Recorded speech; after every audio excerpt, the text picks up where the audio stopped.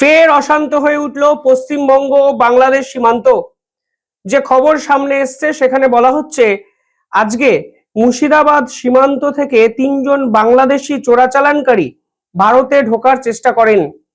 BSF তাদেরকে প্রাথমিকভাবে সাবধান করে, কিন্তু এখন সীমান্তে এক অদ্ভুত প্রবণতা দেখা গেছে যে বিএসএফ যখনই এদেরকে আটকানোর চেষ্টা করেছে, এরাও পাল্টা পাথর, ইট এবং ধারালো অস্ত্র নিয়ে বিএসএফ এর উপরে ঝাঁপিয়ে পড়েছে।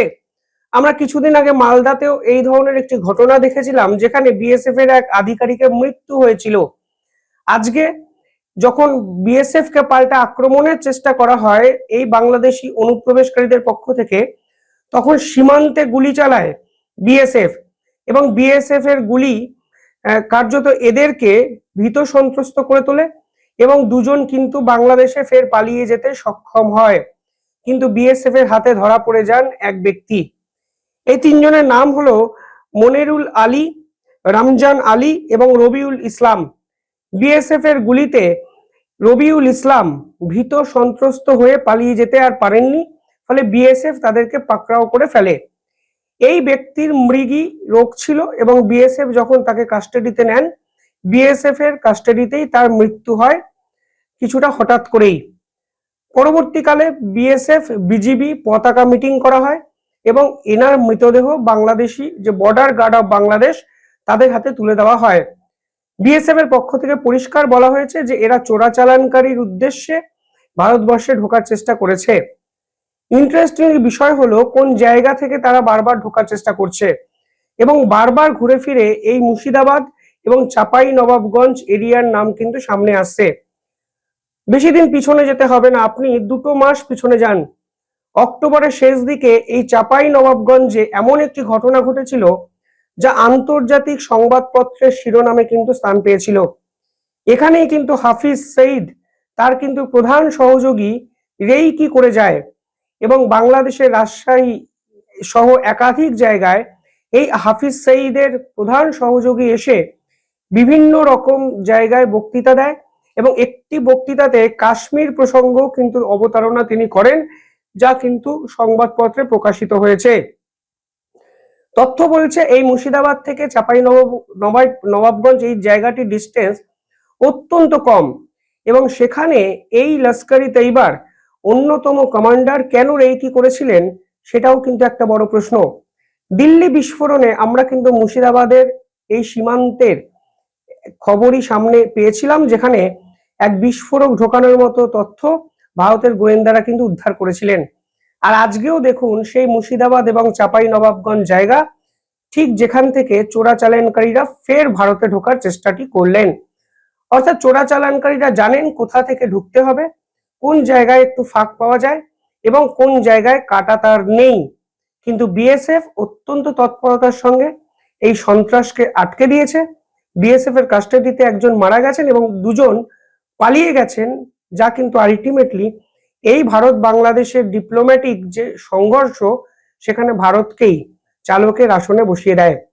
অর্থাৎ মোহাম্মদ ইউনূস দিনের পর দিন যেভাবে অনুপ্রবেশ সমস্যা নেই বলে দাবি করছেন, আজকে যারা পালিয়ে গেলেন তারা কিন্তু আলটিমেটলি মোহাম্মদ ইউনূসের মুখেই ঝামাটি ঘষে দিলেন, এবং অনুপ্রবেশ তত্ত্ব, দিনের পর দিন চোরাচালানকারী তত্ত্ব বিএসএফ পতাকা বৈঠকে খুব সহজে বিজেপির কাছে এস্টাবলিশ করে দিল।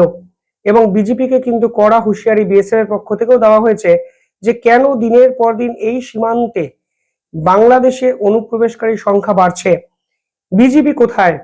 তারা তো ভারত সীমান্ত অব্দি পৌঁছাতেই পারতো না যদি সীমান্তে বাংলাদেশের বর্ডার গার্ড অফ বাংলাদেশ একটু তৎপরতা দেখাতো। তারা কথায় কথায় সীমান্তে পিঠ দেখানোর দিন শেষ, বিএসএফ এর কোনো দাবি তারা মানবে না, বিএসএফ এর দাদাগিরি তারা সহ্য করবে না, এই সংক্রান্ত স্লোগান, এই সংক্রান্ত কথাবার্তা বলে থাকেন। কিন্তু আলটিমেটলি বাস্তবের ময়দানে কাজের বেলায় তারা যে কতটা অপদার্থ তা কিন্তু বারবার এই ঘটনাগুলো আমাদের চোখে আঙুল দিয়ে দেখিয়ে দেয়। পাশাপাশি আরো একটা বিষয়কে আজকে আলোচনার কেন্দ্রবিন্দুতে নিয়ে আসতেই হবে। সীমান্তে কাঁটাতার। মুর্শিদাবাদের এই জায়গাটি অরক্ষিত, এবং কেন্দ্রীয় সরকার বারবার বলছে যে রাজ্য টাকা নিয়েও কাঁটাতার দেওয়ার জন্য প্রয়োজনীয় জমি দিচ্ছে না, এবং এই পুরো বিষয়টি কলকাতা হাইকোর্টেও বিচারাধীন। কিন্তু তথ্য কি বলছে? তথ্য কি বলছে আপনাদের একটু সকলে জানা উচিত।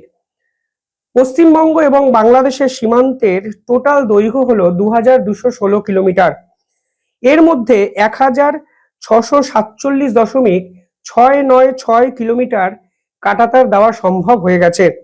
বাকি পড়ে রইল 596 কিলোমিটার।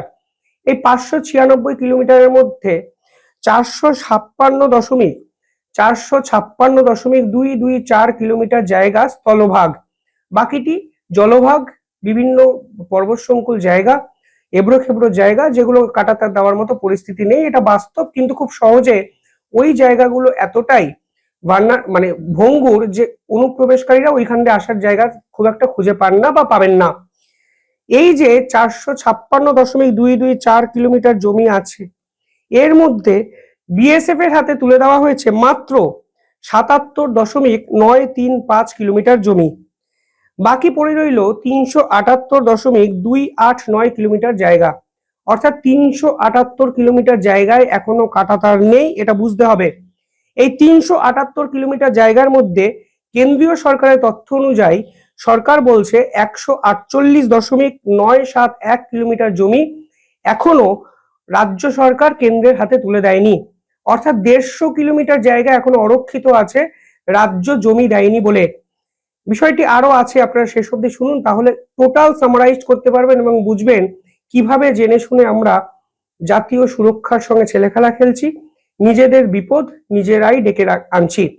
আমি যদি ধরেও নিই এখন এই 150 কিলোমিটার জায়গা জমি জটে কাঁটাতার দেওয়া সম্ভব হয়নি, বাস্তবের মাটিতে দাঁড়িয়ে যদি প্রশ্ন করা হয় যে 150 কিলোমিটার জমিকে সুরক্ষিত করার দায়িত্ব কি বিএসএফ, অবশ্যই আছে, কিন্তু বিএসএফ এর পক্ষে কি সম্ভব? কতজন বিএসএফ আধিকারিকদের ওই জায়গায় ডিপ্লয় করলে এই জায়গাটিতে কাঁটাতারের ক্ষতিপূরণ করা সম্ভব? জানি না। ফলে যে সকল রাজ্য রাজনীতির নেতারা বিএসএফ এর দিকে আঙুল তোলেন, তাদের বুঝতে হবে বিএসএফ ও মানুষ, বিএসএফ কোনো শক্তিমান নন যে 150 কিলোমিটার জায়গা কাঁটাতার নেই তারা পাশাপাশি দাঁড়িয়ে অনুপ্রবেশকারীদের আটকে দেবে। এবং এত বিএসএফ আধিকারিক ভারতের আছে নাকি, সেটাও একটা বড় প্রশ্ন। এই যে 148.971 কিলোমিটার জমি রাজ্য সরকার দেয়নি বলছে, এর বাইরেও আরো 229.318 জমি আছে যেগুলো নানা জটে কেন্দ্রীয় সরকার পায়নি। কেন্দ্রীয় সরকার অফিসিয়ালি জানিয়েছে এই যে টোটাল জমি, যে জমিটি রাজ্যের অধীনে পড়ে, তার মধ্যে 181.635 কিলোমিটার জমির টাকা কেন্দ্র অলরেডি রাজ্যকে দিয়ে দিয়েছে এবং কেন্দ্র অভিযোগ করছে যে রাজ্য সে টাকা নিয়ে এখনো জমি দেয়নি। পরবর্তীকালে রাজ্য মন্ত্রিসভার অনুমোদনের জন্য আটকে আছে 31.019 কিলোমিটার জমি। এবার রাজ্যের মন্ত্রীরা কবে অনুমোদন দেবেন, কবে তারা মনে করবেন যে কাঁটাতার দেওয়া আশু কর্তব্য, কাঁটাতার না দিলে জাতীয় সুরক্ষার সঙ্গে কম্প্রোমাইজ করা হচ্ছে, ততদিন অপেক্ষা করে থাকতে হবে, বেসিক্যালি সেটাই বোঝা যাচ্ছে। পাশাপাশি রাজ্য মূল্যায়নই করেনি এখনো 7.085 কিলোমিটার জমি।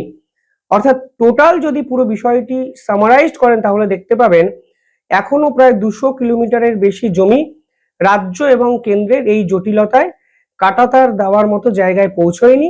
কবে পৌঁছবে কেউ জানে না। কলকাতা হাইকোর্ট অব্দি পুরো বিষয়টি গেছে এবং আমার খারাপ লাগার জায়গা হলো এমন একটা বিষয় নিয়ে কলকাতা হাইকোর্টে মামলা মোকদ্দমা হচ্ছে যে বিষয়টি কলকাতা হাইকোর্ট অব্দি যাওয়া উচিতই নয়, কারণ জাতীয় সুরক্ষার থেকে বড় স্বার্থ আমাদের রাজ্য বা কেন্দ্র কারোর হতে পারে না, রাজনৈতিক নেতাদেরও হতে পারে না, সাধারণ মানুষেরও হতে পারে না, ভারতবাসীরও হতে পারে না। ফলে সমস্ত কিছুকে রাজনৈতিক উপাদান বানিয়ে পুরো বিষয়টিকে ঘেঁটে দেওয়ার পরিকল্পনা এই রাজ্যে বহু ক্ষেত্রে আমরা দেখেছি। এখন এমন একটা বিষয়কে কেন্দ্র করে এই পুরো বিষয়টি দেখলাম, মানে এই জটিলতাটি দেখলাম, যা আনএক্সপেক্টেড, খারাপ লাগার বিষয়ও কিন্তু অবশ্যই। পাশাপাশি এখানে বলা হচ্ছে যে কেন্দ্র টাকা দেয়নি এখনো 9.579 কিলোমিটার জায়গার। এবার 9 কিলোমিটার জায়গার টাকা কেন্দ্র এখনো দেয়নি, যে জায়গার টাকা তারা দিয়েছেন সেই জায়গা জমি পাননি, ফলে 9 কিলোমিটার নিয়ে আলোচনা করার কোনো মানেই হয় না। আর দেখুন এই ম্যাক্সিমাম যে জায়গায় কাঁটাতার দেওয়া হয়নি সেই জায়গার অধিকাংশ জায়গা কিন্তু মুর্শিদাবাদ, মালদা ওই দুটো জেলার মধ্যে কিন্তু পড়ছে। অর্থাৎ সেই মুর্শিদাবাদকে টার্গেট করা হচ্ছে। মুর্শিদাবাদের অপর প্রান্তে বাংলাদেশের চাঁপাইনবাবগঞ্জ, এবং সেখান থেকে অনুপ্রবেশকারীরা ফের ঢোকার চেষ্টা করলো। বিএসএফ তৎপরতার সঙ্গে আটকালো বটে, কিন্তু লং টার্ম বেনিফিটের জায়গায় আসলে যে পুরো বিষয়টি যাচ্ছে না তা কিন্তু সহজেই অনুমেয়, এবং পুরো বিষয়টি ভারতের ন্যাশনাল সিকিউরিটি এবং ইন্টিগ্রিটির ক্ষেত্রেও বড় সড় বিপদ ডেকে আনছে প্রতিনিয়ত। আপনারা কিভাবে দেখছেন পুরো বিষয়টি কমেন্টে জানাবেন। দেখতে থাকুন দ্য ইন্ডিপেন্ডেন্ট বেঙ্গল। ধন্যবাদ।